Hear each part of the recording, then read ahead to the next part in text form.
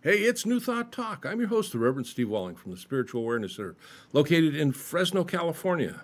Fresno, the heart of the Central Valley, the heart of the state of California. There's a lot of heart going on here. Glad you're with us today. We're going to share a lot of heart. Hope you started your day by claiming you're good today, knowing that the divine principle works for you by working through you, and it's up to you to be the director, if you will, of that. And we start in the morning before we even open our eyes. We give thanks for the gift of the day. We give thanks for the guidance and the direction and being and just being cared for by an incredible principle that is always available to each and every one of us at the level that we know that it's available to us, and we put that into practice. And that's what we're talking about today. Again, thank you for being with us today. This is the next segment. I believe it's number 4, and we're going through the book called Pray and Prosper by Dr. Ernest Holmes. It is available. I guess it went out of print for a while, but you can find it on Amazon and probably Divorce Books if you go through your center. I'm sure other booksellers have it available also. And presently, we're going to start on page 21. But I'm going to wind back just a touch. We finished the show last week. I was talking about prayer invokes the mental law. Okay, and we went through this, so I just want to touch on a couple things real quick.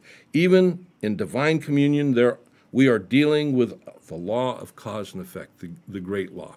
You know, karma's been tied to it. Many other things have been tied to it, but there's a law of cause and effect. First cause always being principle, God, source, whatever you want to call it, and the effect is whatever demonstrates from that. And oftentimes in our life, because we are not aware of the truth of who we are, that we have the ability to consciously direct and utilize this, we unconsciously direct and utilize it, and often in very destructive or limiting ways in our life. And yet we were created in the image and the likeness of the divine principle of God. In other words, in the nature of God.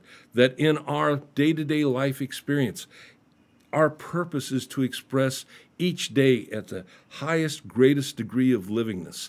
And as I said last week, that we are each and every one of us, we're gifted with an individualized gift within ourselves, that there's that within us which seeks to express itself in our life, that through us as it expresses, we create and demonstrate a greater degree of livingness. And in order to do that, we have to go back to our roots, so to speak.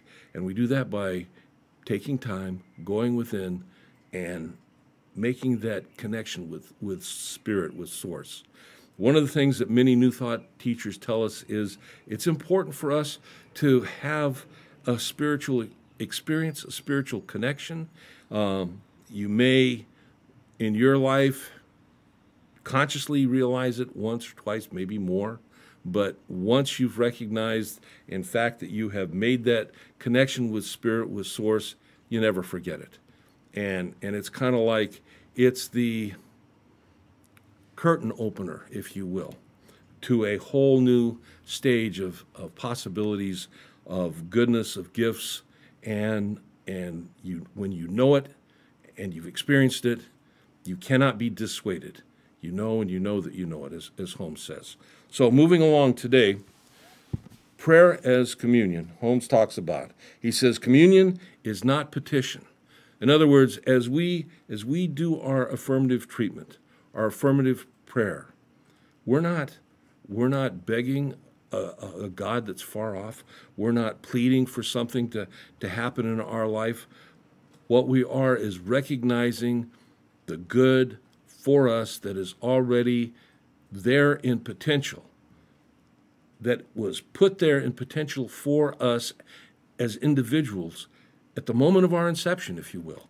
In order for us to express life and to express life more abundantly as an individualized aspect of the divine, we got to have the tools. We got to have, the supplies. We got to have the source, if you will, that we can go to in order to utilize these very special and individualized gifts. And we do this when we learn to speak our word, when we learn that this great law of cause and effect is always in play, always in practice in our lives, and that we, through learning how to speak our word, in faith, growing our belief with an inner intention and expectation to see already manifest that which it is that we seek to see demonstrated in our life. When we do that, then we experience the demonstration in our life. It's done unto us as we believe. Our beliefs, we've talked about this in the past. Beliefs are very, there's a lot of stuff that goes on in beliefs. It's not just, gee, I believe this and we're good to go. Our beliefs make up the totality of all that we are, the universality of our consciousness, of our thought, of our spiritualness. Okay, and our journey, our spiritual journey, is recognizing our beliefs, aligning our beliefs with principle, putting our beliefs in practice, in alignment, in harmony with God. And as we do this, we see divine unfold in our life. It's an amazing thing. He says, so it is an inward sense of reality, and he spells reality with a capital R. In other words, reality as in the absolute. There is that beyond this physical plane that we experience in life. People often think that their five senses tell them the truth of what's going on in the material life, and truth be told, they don't.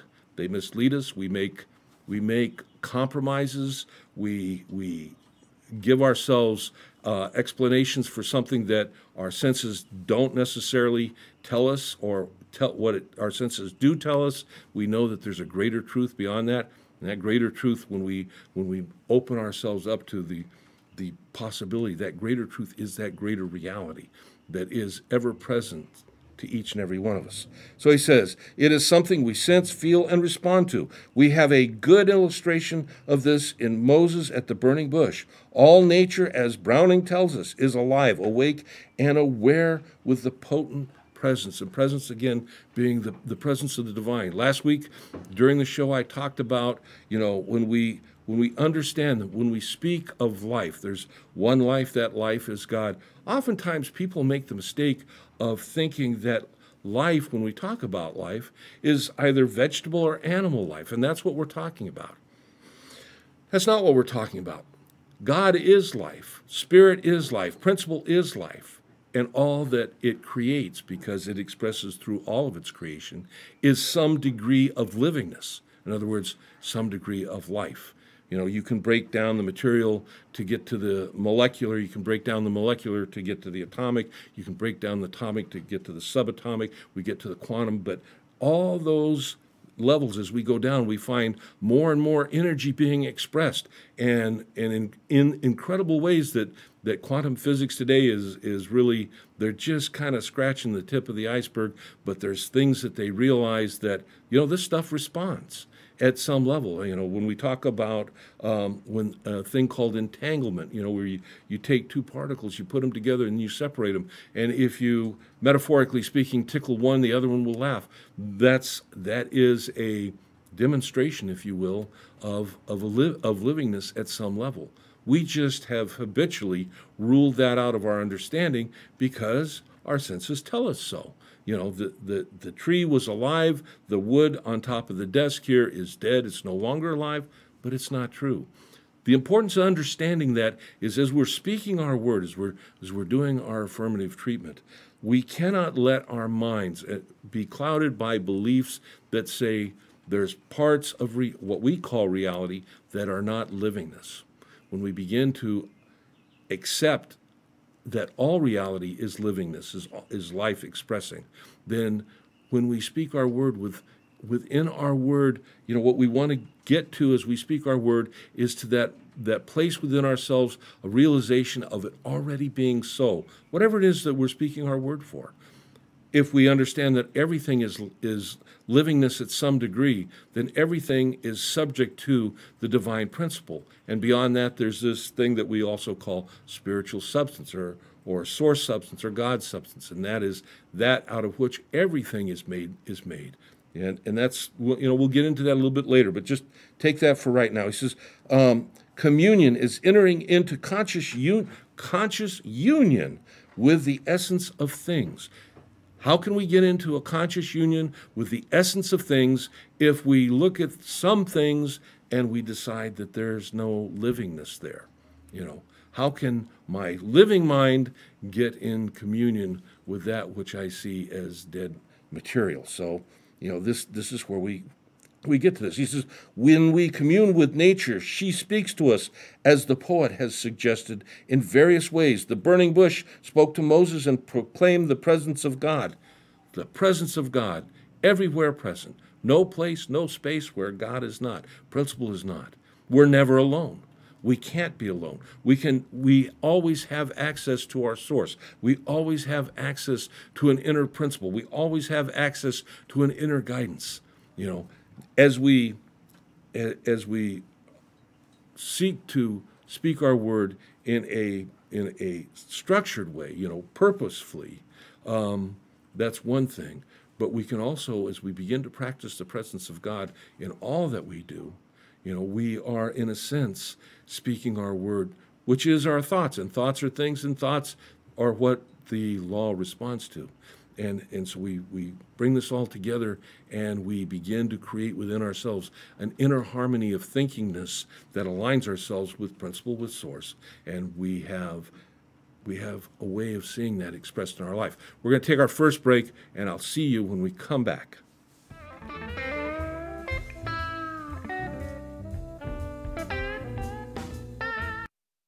Ghost Golf is Fresno's most spooktacular family entertainment center. It's frightening how much fun you'll have on our 18-hole indoor haunted graveyard course. Skeletons welcome you, but watch out! All sorts of creatures may come to life. Ghost Golf is perfect for scary good parties, so book yours today. You'll get free plays at the Mummy Shooting Gallery, arcades, and air hockey. Check out our party and weekday specials online and like us on Facebook. Come play at family-friendly Ghost Golf. Good times will haunt you.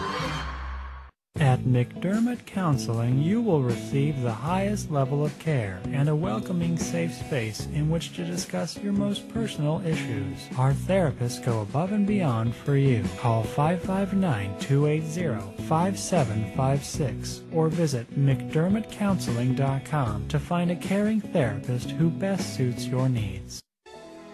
Diane Ainsworth's books of poetry and scriptures are available at CondioPress.com and as ebooks at Amazon.com. Diane hopes the words in her books will convey the unconditional love Jesus has for you. Learn more at God'sInspirationsBlog.wordpress.com and get a copy of Diane's books today. Hello everyone, my name is Miss G. I offer fun and affordable promotion and advertisement on my talk show. It is called Fresno Vibes. We talk, we play awesome music. I also feature a bunch of different bartenders from different places. I like to have restaurants. I like to have any event, any kind of fun stuff. Contact me at rmgmissg@gmail.com and we will have so much fun, and we will promote your business, promote your event right here on my show. So contact me. We'll have fun. Thank you.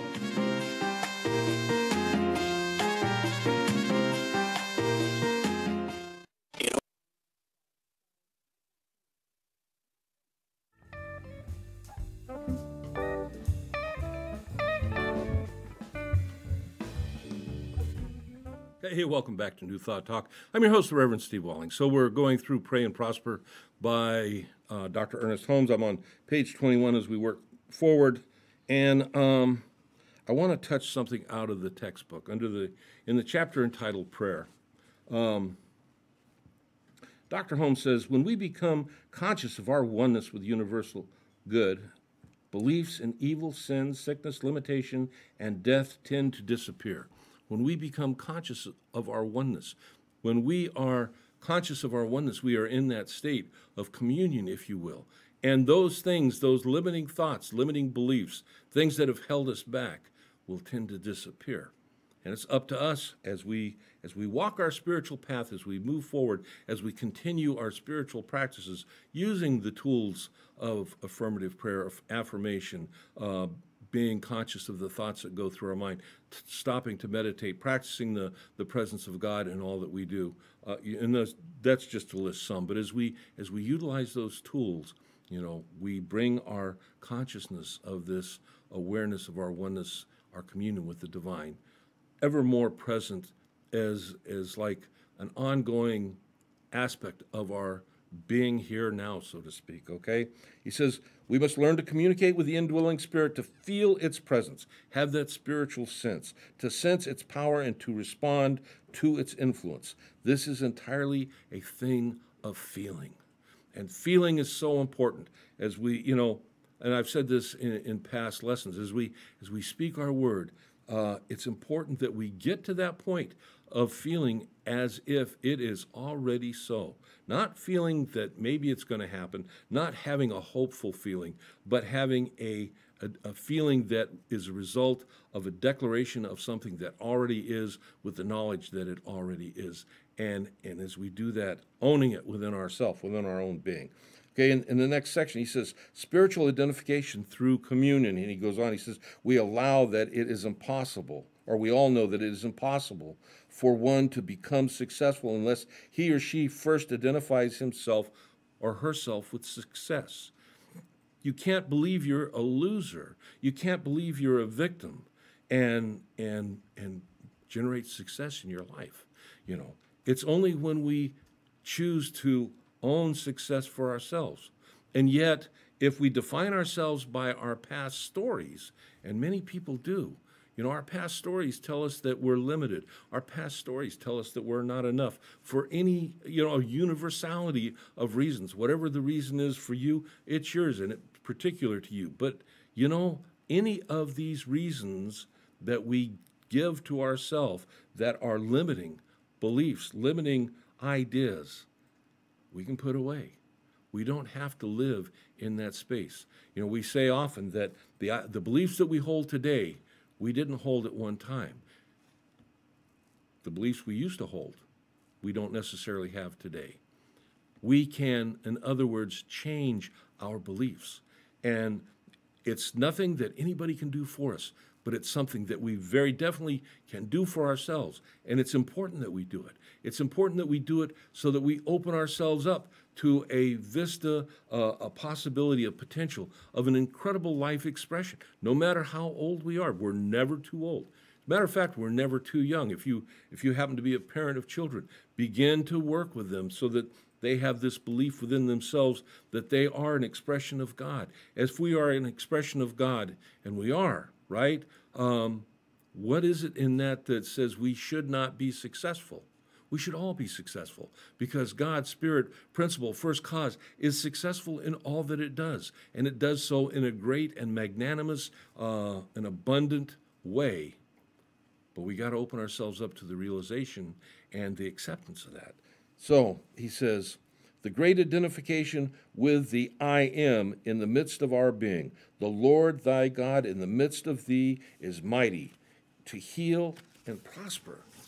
In the midst of our being. He says, if we wish love and friendship, we must identify ourselves with them. If we wish abundance, we must identify ourselves with abundance. If we wish healing, we have to identify ourselves as health expressing right here, right now.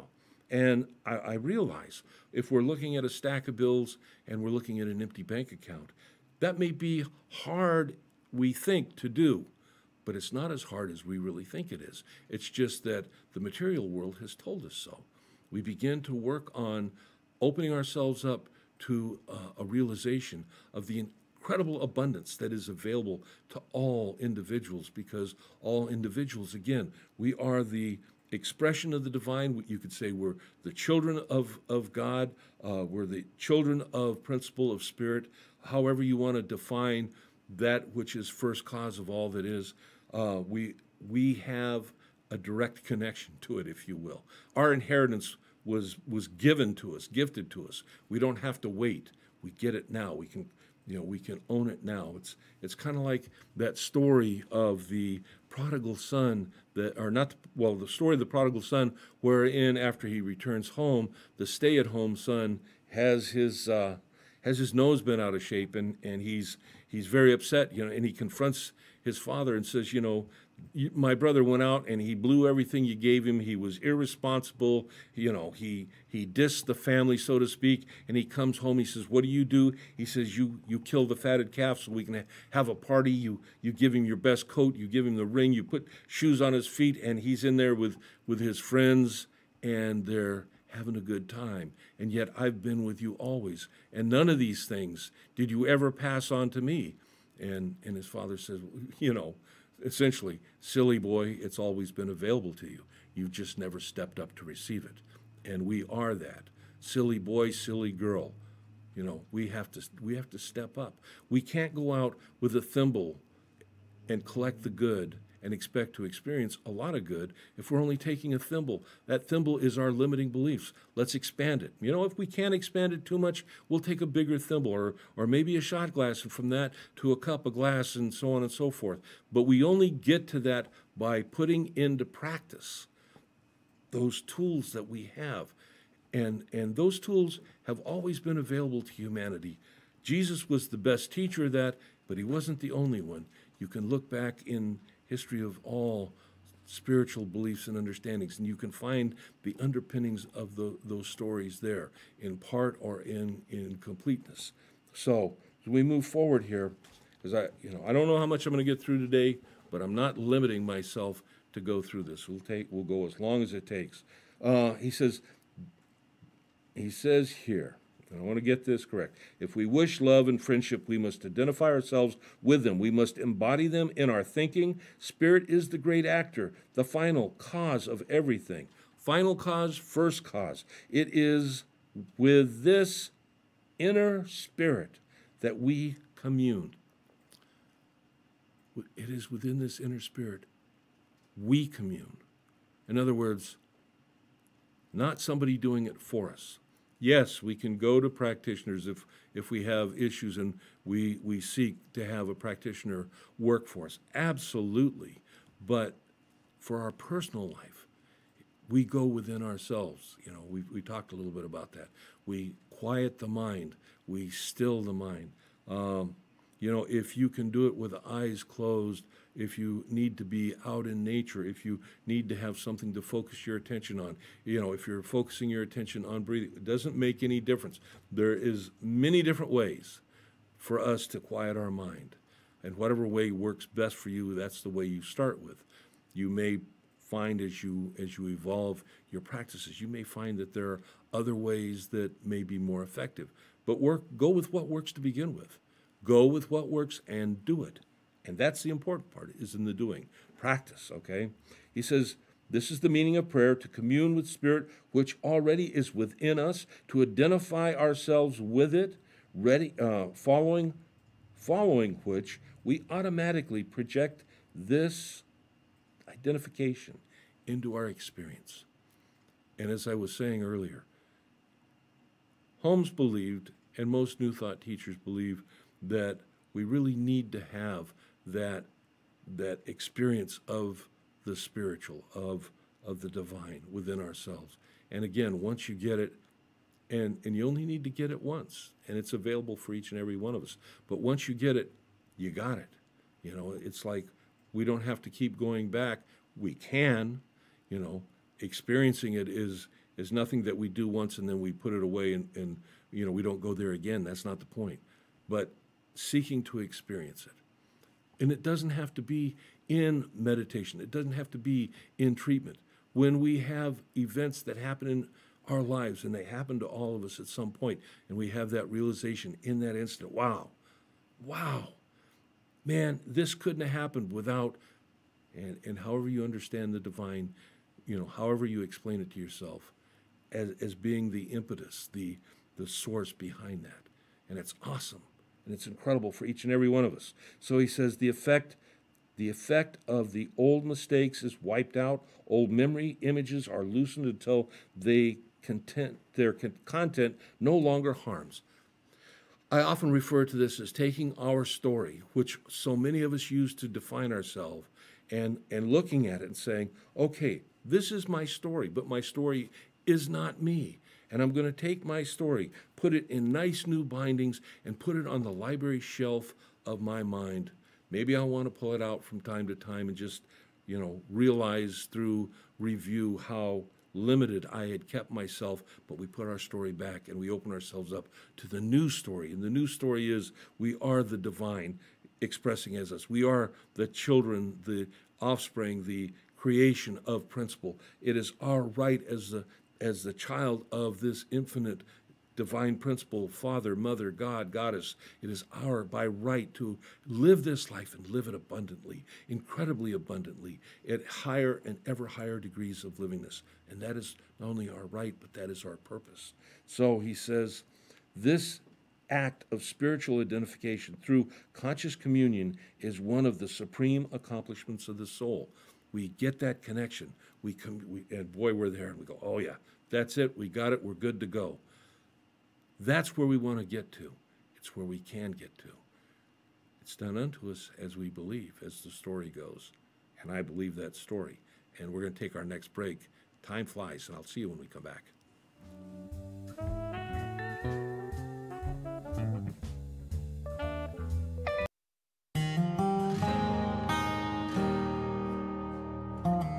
With Organic Pastures Raw Milk, you're getting a product that has been meticulously managed from grass to glass. From our pastures to our dairy, creamery, and distribution, we work hard to produce a product that is safe and clean for you.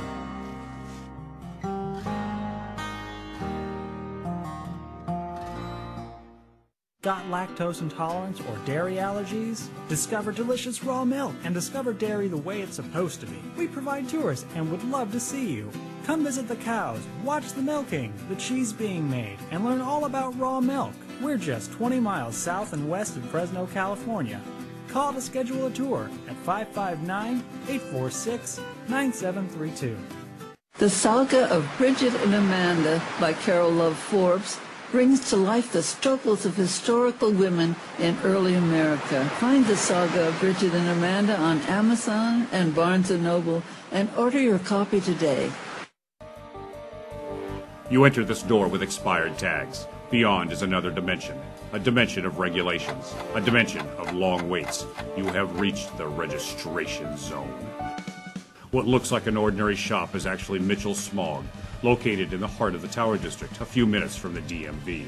Mitchell Smog offers your vehicle a STAR-certified smog inspection. So remember Mitchell Smog when you need to pass through the registration zone.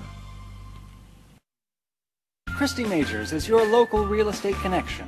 With a solid, hardworking team, traditional listings, short sales, probate listings, and foreclosures are treated in a personal and caring way and close in a timely fashion. Since 2009, Team Majors has closed more than $75 million worth of homes all over California.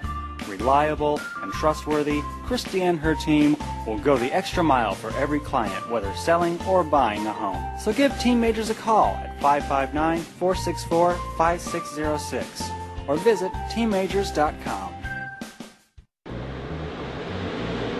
After a tough day at the track, cleaning up can be a time-consuming task. That's why we use Extreme Cleaner, the non-toxic, biodegradable, multi-purpose cleaner and degreaser. Extreme Cleaner cuts through even the toughest of grease and grime. Fast. Great for cleaning tools and work surfaces. Extreme Cleaner. Tough on grime, safe on the environment. Visit extremecleaner.com to find a retailer near you.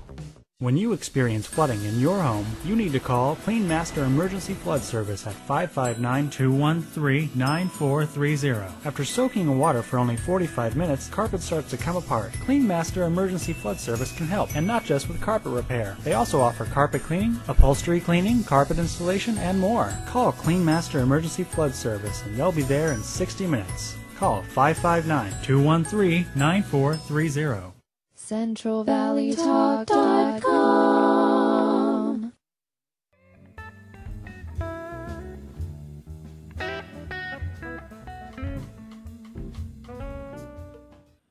Welcome back to New Thought Talk. I am your host, the Reverend Steve Walling. So right before we went to the break, I had read, and I'm going to start here, this act of spiritual identification through conscious communion is one of the supreme accomplishments of the soul. Now, when we talk about soul, I want to make clear for our people that are watching that are not necessarily New Thought people, or you're new to New Thought. As Ernest Holmes talks about soul, what he says, and this is in the glossary of what we call the textbook, The Science of Mind, he says, soul is the creative medium of spirit, the subjective side of life, the mirror of the mind, for it reflects the forms of thought which are given it. It reflects the forms of thought which are given it. Man's soul life reacts or reenacts the soul life of the universe. The soul is subjective because it takes thought from the conscious mind and acts upon it. Its nature is subjective, and it cannot analyze or reject. In other words, whatever we're feeding it from our thinking, okay, it can't say, well, this is good and that's not good, and you really shouldn't be doing that. And, you know, if you're on a diet, you shouldn't eat that donut. That doesn't work that way. It just notices that you're eating the donut, okay? It says, its nature is subjective, and it cannot analyze or reject. It can only carry out the orders that are given it. Infinite in its power and ability to do, but not knowing that it does. Okay, so when we talk about the soul, you know, in relation to, you know, our experience and expression in our understanding of science of mind and spirit, or New Thought in general, that's what we're talking about, okay? So he says here in this next section, he says, shifting the burden. He says, Bunyan, who's a poet, tells us in Pilgrim's Progress that burdens drop from our shoulders as we scale the heights. Now, pay attention to this. He says, the burdens fall back into the slough of despond, okay? And this is written in 1938, so the language is a little, you know, different than today. The burdens fall back into the slough of despond, or despondence, from which we have so recently emerged in our upward climb. We can move upward, we can climb upward, and as we do, our limiting thoughts, beliefs, feelings will begin to drop. He says spiritual communion has this effect upon us.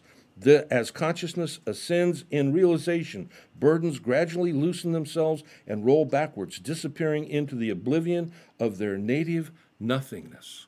Okay? As we begin to choose consciously to move forward, as we, you know, what I say is we begin to choose consciously to move forward in our life, there's a caveat to this, there's a catch. Ernest Holmes, one of his favorite sayings was, we treat and move our feet.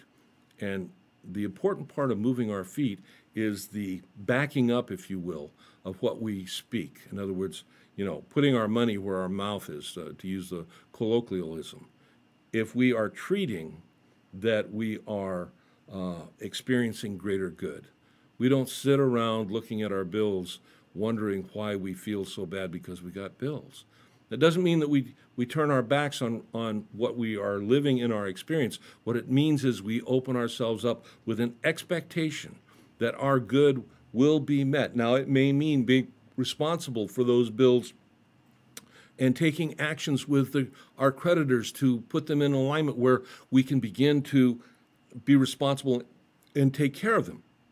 It's not about going to the local gas station or liquor store or mini mart or whatever and buying that lotto ticket that's going to take care of all our needs, wants, and desires because we're going to be the lotto winner. That's not the way it works.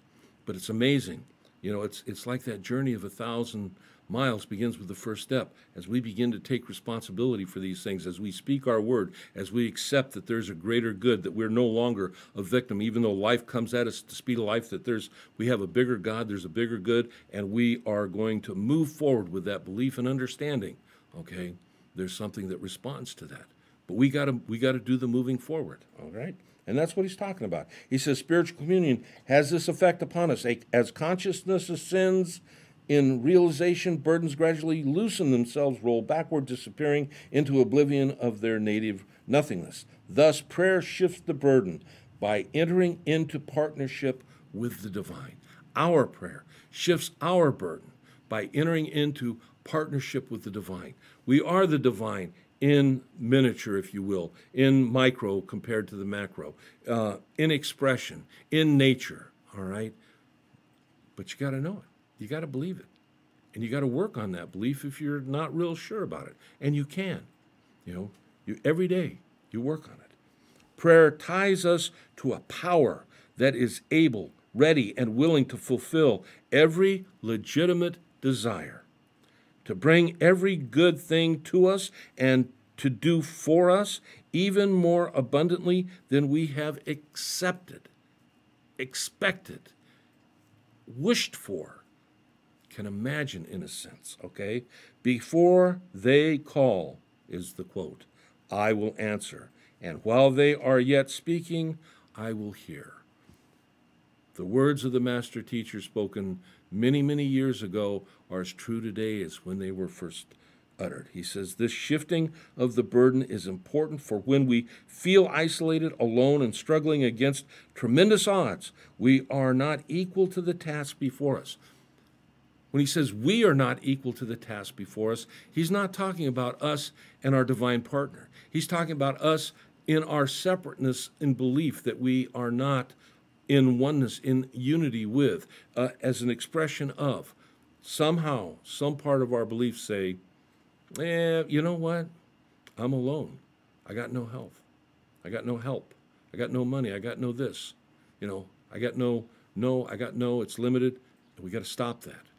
That's habitually thinking that somehow, some way, the materiality of what we call life, the world, is more overpowering than us. And in truth, us, when we embody, embrace the divine as part of us in expressing our life, we're indefeatable.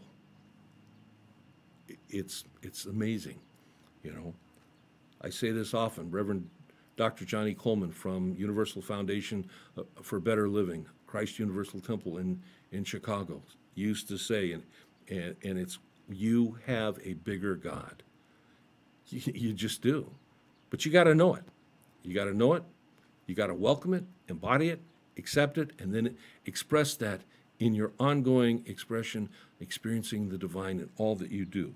He says, this shifting of the burden is important, for when we feel isolated, alone, and struggling against tremendous odds, we are not equal to the task before us. Life becomes a drudgery rather than a jubilant beholding. But if we know the burden is lifted and set upon the shoulders of the law of cause and effect, the great law, the law which some people talk about, the law of attraction, or the law of providing, or the law of growth, or the law of livingness. It's all basically the same essential law, the great law of cause and effect. And it's there's nobody that it's not available to.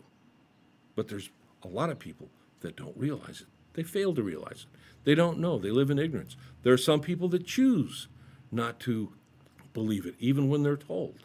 Okay? And then there's some people that say, okay, I want to, and maybe they put a little effort into it, and then they walk away dejected because they didn't stick with it. And we got to persist. We got to commit. We got to move forward. He says, but if we know that the burden is lifted up and set upon the shoulders of the law, then power and speed comes to hands and feet. Joy floods the imagination with anticipation.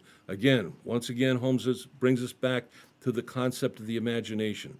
And I've talked about this in past lessons. Our imagination, that which Neville called the God within us, and however you want to define that, it's within that imagination when we get the image, the understanding, and the knowingness of the end result as already isness, if you will. When we get to that point in the imagination and we know that it's so, we can get to that knowingness at such an intense level, high level, however you want to define that, that we begin to actually accept it as being true.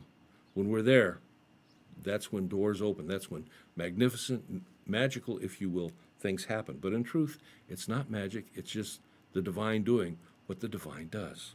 Okay? He says we must learn to shift the burden to the perfect law. Then in the next segment, he says, the secret place of the Most High. He says, where is this secret place of the Most High other than in our own consciousness? And that's where we got to go. So if we're going into the secret place of the Most High, and we're talking about it, we want to get there. It's not about going somewhere. It's not about hiring somebody else. It's not about anything outside of ourselves. We quiet our mind. We reflect inwardly, and we open ourselves up in consciousness to that inner being of consciousness that exists within us. Some people call that heart energy.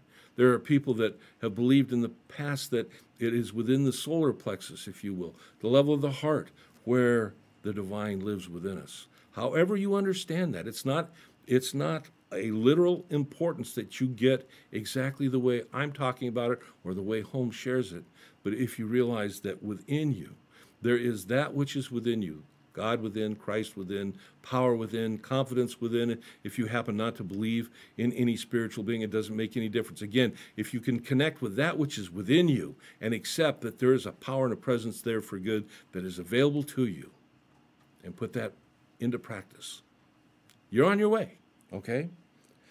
He says, before we reach this place of protection, we must dwell in the secret place of the Most High. Since Spirit is everywhere present, it must be where we are. Therefore, the secret place of the Most High, pause, okay, is not a place at all, but a state of consciousness, a contemplation of reality. And where do we go to experience and contemplate? Within ourselves, if you will. Within our minds, within our hearts. The secret place of the Most High is at the center of our own being, where in silence we wait on Spirit and permit the perfect law to fulfill our desires. This is waiting upon the Lord. We permit the divine images of perfection to flow through our consciousness, reflecting themselves through the law of cause and effect, and there we are again, into our objective conditions. We do that within ourselves. We experience it within ourselves. There is no confusion in this secret place. None can enter. It is for us. None can prohibit. It is for us. The entrance is for us and to us. The door is always open to us. The gate is always ajar. The secret place of the Most High is a place of light, of illumination, of poise, assurance. It is a place of rest. It is the light that we shine into the darkness of our fears, worries, doubts, and anxieties. And I'll see you when we come back after our last and final break.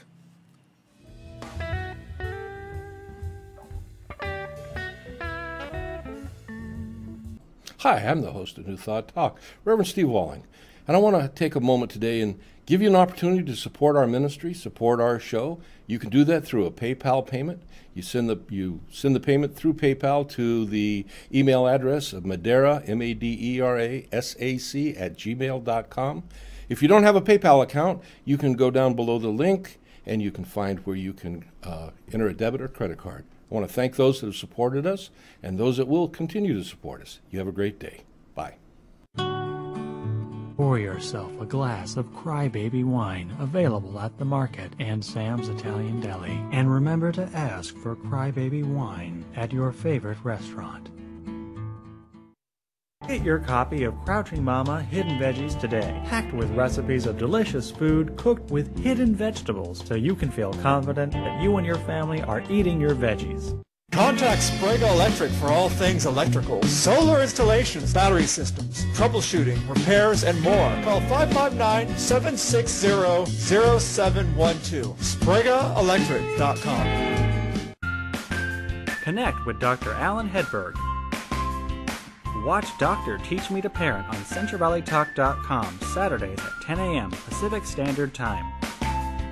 Listen to The Psychology Report anytime at thepsychologyreport.buzzsprout.com. Visit booksbyhedberg.com and order a book for your personal growth. And join the conversation on twitter.com/Alan G. Hedberg.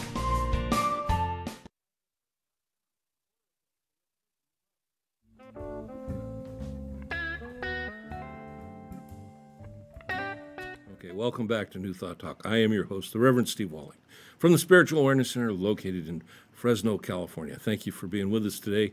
I hope you've been enjoying what we've been talking about today, but more importantly, I hope that you take what we've been talking about today, and in the previous lessons as we've gone through Pray and Prosper by Dr. Ernest Holmes, that you review the things we've talked about, and you consider actually utilizing them in your own life experience on a day-to-day basis. You are important enough. Make yourself as important as you can to yourself. There's no one in your life that is as important as you, but you got to know it and own it, accept it, and celebrate it, and do that each and every day. So he says here, In this next segment, he says, and we'll probably finish up with this for today, he says, prayer as a transforming power. Think about this. How often have people that you've talked to or in your own life, have you thought about prayer as power, as a power? You know, oftentimes we think of prayer as a request that we send or share with God, but thinking of it as a power. What a concept. Okay, he says, silent contemplation of the divine presence, transmutes lower energies into higher ones. When we talk about lower energies, what kind of things are we talking about? We're talking about thought. We're talking about thoughts that are of a limiting nature, thoughts that may be doubt-filled, fear-filled, thoughts of separation, abandonment, depressive thoughts. You know, any of those things that I guess the best way to look at it is anything that is not really life-affirming, that doesn't encourage us, make us feel good. Okay, so that's kind of what we're talking about here. And when we begin to speak our word in truth and knowingness and with experience, you know, we essentially drive those thoughts out of our consciousness, out of our minds, and out of our soul or subjective minds. Okay, he says, this transmutation of the lower energies into higher, a quest of the alchemist of old, if you will, he says, is now recognized in the science of psychology. He says it's called sublimation, which means transforming chaotic energies in the psyche into constructive outlets of self-expression. If this can be done on a psychological basis, how much more certain it is that the transforming power of spiritual vision will transmute every negation into a positive affirmation within us, expressed through us, expressed as us in our day-to-day life experience. There's no place, no space where God is not. There's no place, no space where we cannot tap into that energy, if you will. He says prayer can convert disease into health, poverty into wealth, misery into happiness. It can transmute our beliefs in the devil or evil into a picture of the angel of light, a guardian angel over protecting us, or ever protecting us, forever going before and preparing the way for us, forever making perfect, plain, and immediate the way, and forever announcing, I am the way, the truth, and the life. This transforming power of silent communion is manifest as our spiritual vision looks up and not down.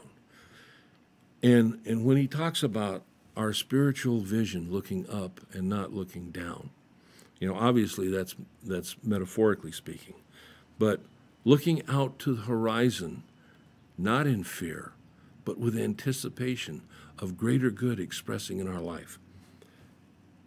I was talking to someone the other day, actually a couple of people, and you know, I said, okay, you know, if we accept that there is a divine creative force that we call God, and I do, okay, if we accept that it is the creator, okay, if we accept that at some point there was a point where creation, as we understand it, didn't exist. So we have a creator, and we can call it God. And at that point, there is just God. God does not create out of nothing. We oftentimes get caught up in that definition, if you will. But if there's God and nothing else, there's nothing else. There's nothing else out of which God can create. Now, some people will say, well, yeah, but God can essentially, if you will, manufacture the nothing out of which to create something. Well, it's kind of stretching the argument. But with God as the sole creative force, source of all that is, all of creation is some aspect, some representation, some expression of God. And that's why, you know, when we started the show today and I talked about this concept, there's one life. That life is God. And oftentimes we will say in religious science and spirit, that life is my life now. And that's true, it is. That life is your life now. That life is the life of all creation now. That there's no place, no space where that life doesn't exist. Life is. God is.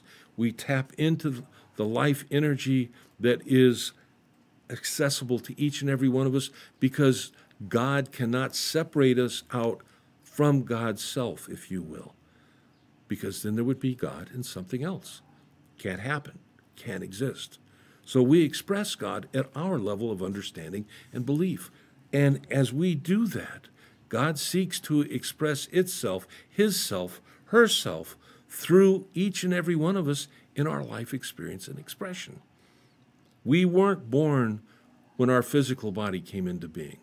We won't die as spiritual beings when the physical body, ceases to exist on this material plane. In my Father's house, there's many mansions. We move. One of the things that Holmes talks about, as you read, and if you read in The Science of Mind and in his other writings, and other New Thought philosophers and teachers understand and have taught, that this thing that we call God, this beingness that we call God, this spirit that we call God, is ever expanding in its expression. Now, if God is infinite, how do we reconcile that? Well, God is infinite, but as God has created all of what we call reality, okay, as we continue to express ever higher and greater degrees of livingness, in that sense, God is expressing through each and every one of us and expressing and expanding, because whatever we do as individuals is individual to each and every one of us, unique to each and every one of us, and it's our part that we play in this thing called life, in creation. And it might be a little bit much to wrap your mind around, but you can if you think about it, if you read, you study, you contemplate, you begin to see that it makes sense. That those that have an expectation of success, that have an expectation of health, have an expectation of love, have an expectation of happiness, or all of those things expressing in their life, they see it expressing. Those that look from a perspective of separateness, of withoutness, everybody else has love but me, everybody else has goods but me, everybody else is this but me. As we affirm those negative concepts, the law responds to our thoughts and creates in our life more of the negative concepts that we're complaining about. That's why it becomes very important. As I say, we take our story, and some of our stories can be very tragic. I understand that.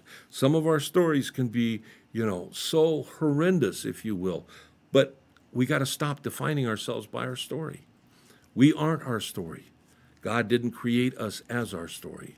God created us as individuals that came into this life, that maybe our story as our life unfolded went in a very dark way. I get that. I understand it. But we'll never free ourselves if we keep ourselves anchored to our story. We'll never translate, move beyond, transcend, experience greater good. But if we stay stuck in our story, all we can do is look to the outside world and say, you're at fault. I need you to change so that I can feel better, so that I can experience more. Somebody's got to give up. I got to take from somebody else in order for me to have.